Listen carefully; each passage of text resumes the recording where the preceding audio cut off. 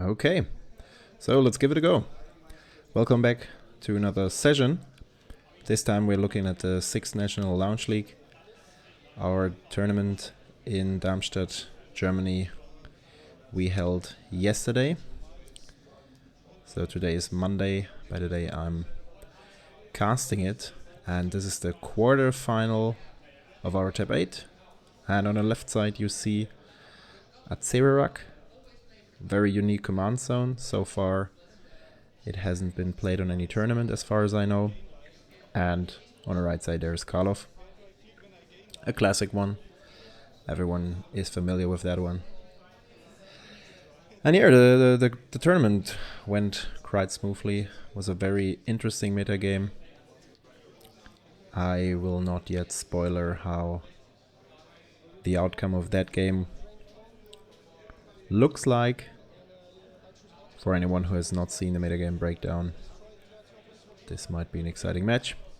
I haven't watched it intentionally, I just know the result. And the plan for Azero Rock is to cast cards like Heartless Summoning or Urza's Incubator and stuff like this in order to reduce the cost for Acererak and then venture into dungeons, getting some value out of that. There's a new card called Relic of Legends that allows you to tap a legendary for colored mana. So if you have Heartless Summoning and Relic of Legends on board, your commander costs only 1 black, and you can always tap Acererak once it enters the battlefield in response to the trigger, and then you can infinitely go through dungeons. It's basically the same way you win with Alluran, and apart from that you generate a lot of value. And there are also initiative cards in the 99. It's also very, very nice to walk through initiative, walk through the Undercity with Azero Rock. What's important to notice here is that you cannot open a normal dungeon with a card that has initiative. So you have to venture into the Undercity unless a normal dungeon is already opened. But the other way around, you could, with a normal venture into a normal dungeon, you could actually venture into the Undercity, which is a bit weird to me. But the important thing about this deck is if you plan to venture into the Undercity at some point, or you want to venture through the Undercity or walk through the Undercity with Azero Rock, you have to make sure to not yet have entered a room, a normal room. Otherwise you are forced to venture into a normal room with the Undercity trigger, with the initiative trigger.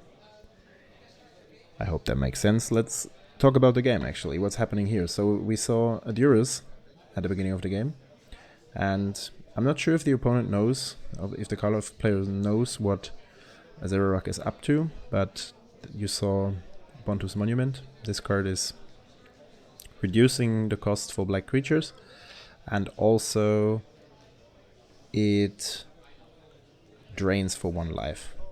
And I think he has taken away Eliminate in order to save his Karlov, which is a fair decision. Why not? Now there was a Dark Ritual, and he had a turn 1 cast for Bontu's Monument. And now we have some exchange. The Azero Rock player played Divert, which discards a creature or artifact card, and the Karlov player does not have any of these card types in hand. And in response to the trigger of Azero Rock, he decides to eliminate it, stalling the game a bit. So he plays the 1-drop here, forgets to extort with the Parasite. Now there is a Sign in Blood, drawing some cards is not too bad.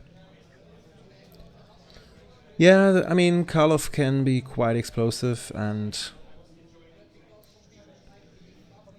can deal quite some damage in a short period of time, but he lacks a land drop in order to recast it. And even then he's playing against a mono black deck, so it's not sure if there might be a second or even a third removal spell.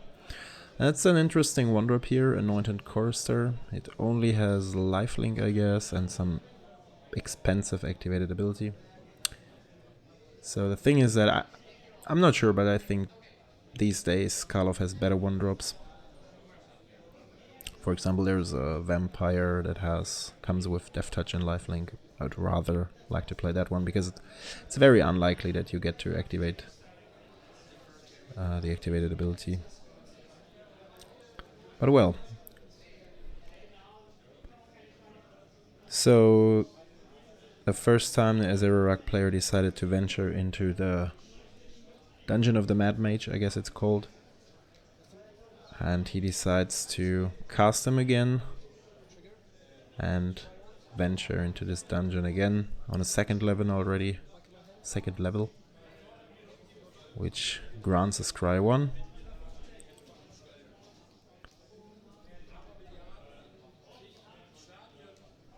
And so far, I mean, the Karlov player is not really pressuring. There are 3 tiny creatures, and it's just about one board wipe to rule them all.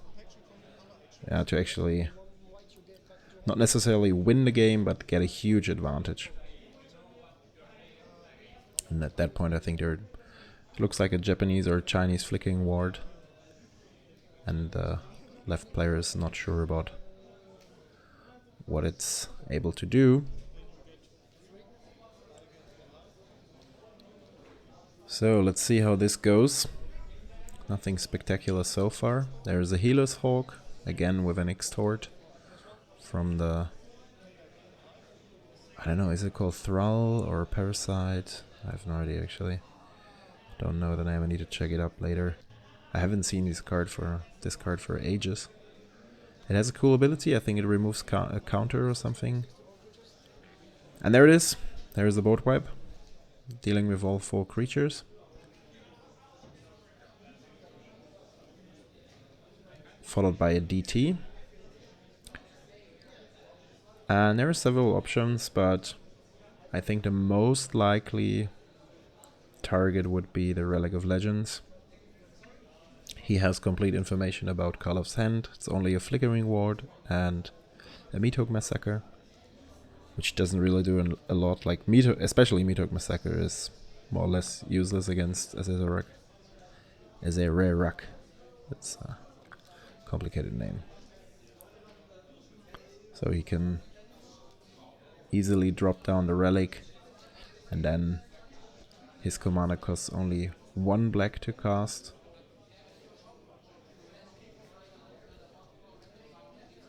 And he can start going through the dungeon.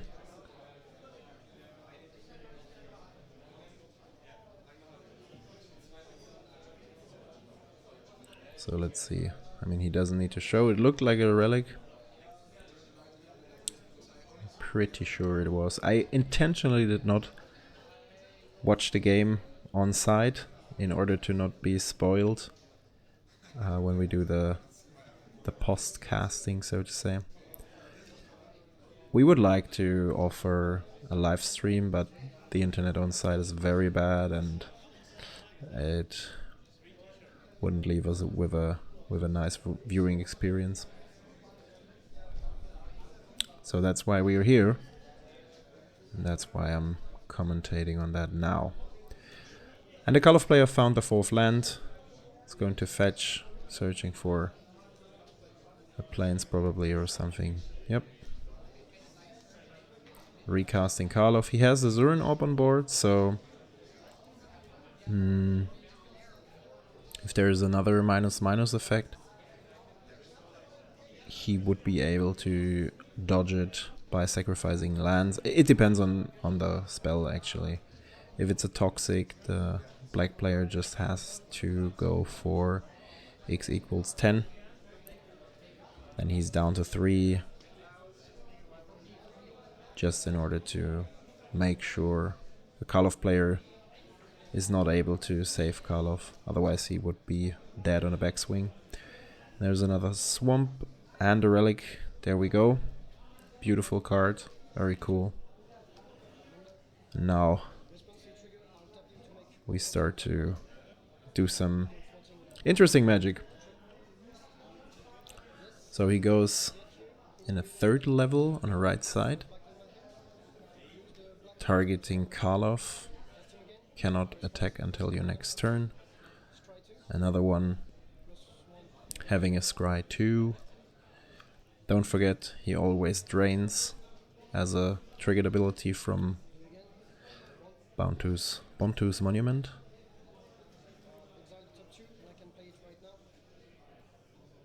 And then he finds a Heartless Summoning, and he can cast that one, because he still has 1 black left from the relic, and on board he can cast Heartless Summoning, and with that it means Karlov player would have to find something next turn, otherwise he would just go through another dungeon and drain him dead, or just go through that dungeon and drain him dead by Bontu's Monument triggers. So, second game. I think in both cases the Azero Rock player was going down to 6, while the Karlov player started with 7 cards in hand. We see an Alzide of Bounty's Life's Bounty this way. Quite a good card. I like it a lot. And there's the not necessarily my most favorite 1-drop for Karlov, but okay. And we see Skullclamp. That's not bad either. So starting with 2 1-drops, and for now it looks like the Karlov player kept a land without black, which is kind of risky, but Skullclamp offers him to draw some cards back and eventually find a black source. Or probably finding a black source. It's not sad that he will. But let's see. Starting with small creatures again. Going in for the attack. And yeah, he starts to clamp the small creatures. And there's a response from the black player, and a Heartless Act.